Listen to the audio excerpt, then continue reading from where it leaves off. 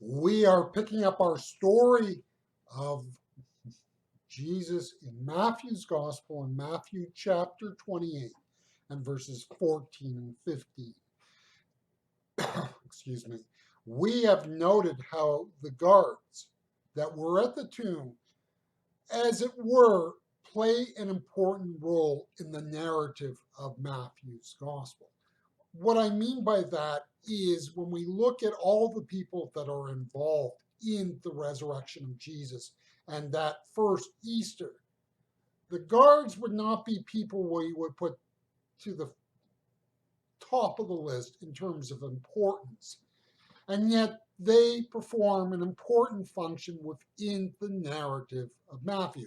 So when I say that, I'm saying they help to move the story forward, which is not to say it's not true. It's just they have a function there that is above and beyond the reality of the actual situation.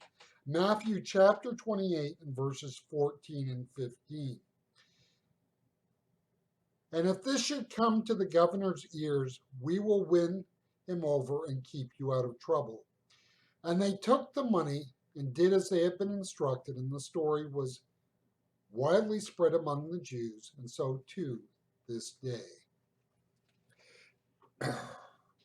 It is interesting to note that the guards went to the chief priests first.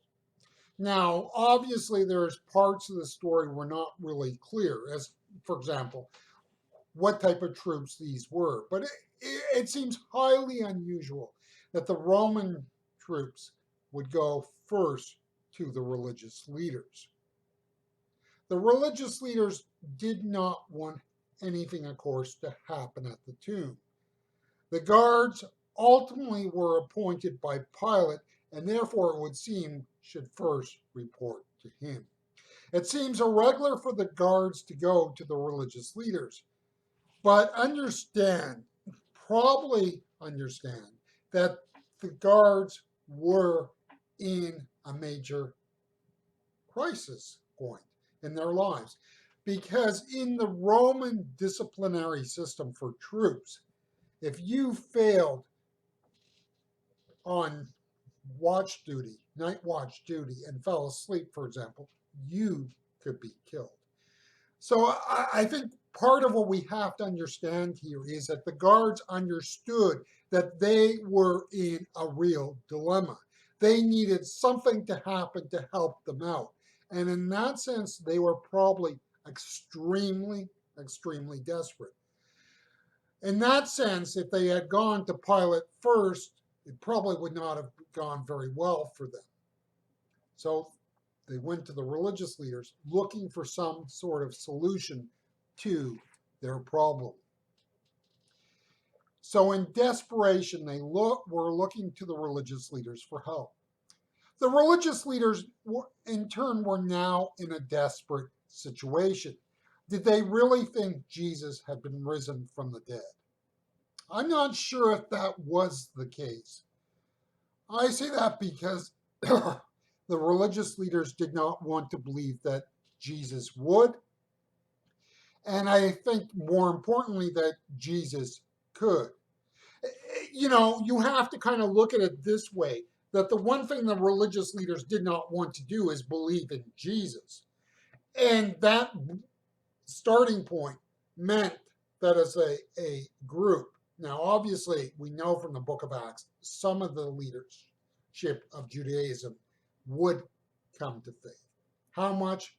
Probably not very many, because I've made the point earlier that many of these leaders were not religious leaders as if they were people who were religious per se, but it was a way for them to find power, status, position, title, and importance in their culture and society. This was a religious state. Broadly speaking, Israel was a theocracy.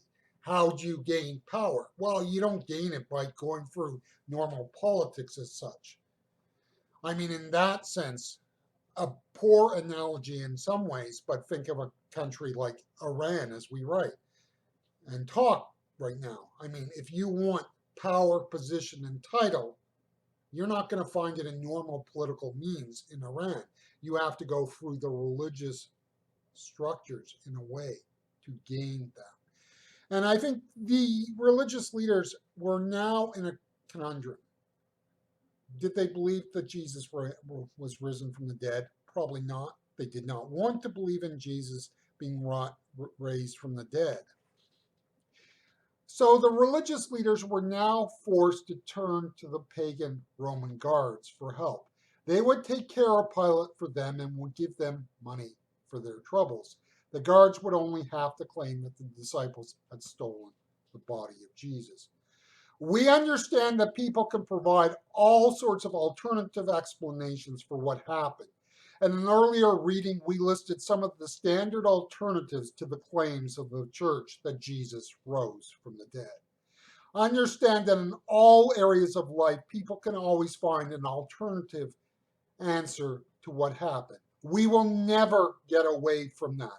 The resurrection of Jesus, though, is the foundational belief of the Christian church. We do not have the Christian faith unless we put as centerpiece of that faith the resurrection of Jesus. There are some people in the church and many outside who do not want to believe this. We ultimately cannot work with these people. What am I saying? In the life of the church, it's a non-negotiable point. You're only a Christian and a part of the Christian faith as you believe in the resurrection of Jesus Christ. You can call yourself Christian, but if you deny the resurrection, you have denied the Christian faith. The Christian faith is based on this foundation. It is how we give meaning to the death of Jesus, the life and ministry of Jesus, the kingdom of God, the life to come, so on and so forth. In this one, it is this one event that opens us to the meaning and purpose of history. The only way this is not the case is if Jesus did not rise from the dead. No wonder people in all times and all places will seek alternatives to avoid facing the truth of this truth. The soldiers took the money that the religious leaders offered them and disappeared from history. When you work in the church and bring people to the faith, it is exciting. When you bring people to the reality of the faith and the responsibility to it and their need to give their lives to it, and they say, no, thank you, and walk out the doors of the church, it can be crushing and disappointing. And yet the reality is that the work and ministry of the church, in a sense, is always to push people to make a decision for Jesus. Now notice, to say that we push have people make a decision for Jesus is an open-ended statement. It's not saying that we can push people to make a decision for Jesus, but a decision about Jesus. In other words, to push people to make a decision for Jesus opens up the possibility they will say no along with saying yes. You see, when a person rejects Jesus, you know at that point there is no hope for that person. There is only one truth in the universe, and to be in denial of it does not mean it will go away. The church and its ministry can fail because we can be afraid of losing people. But guess what? If people do not affirm in the reality of Jesus, his resurrection, and his call in their life, to simply have these people sit in the church is not doing them any good, or the church on one level. The proclamation of the truth of the resurrection of Jesus and the call to embrace his life and lifestyle is inflexible. It is on his terms we live. There is only one way, and we need people to deal with that.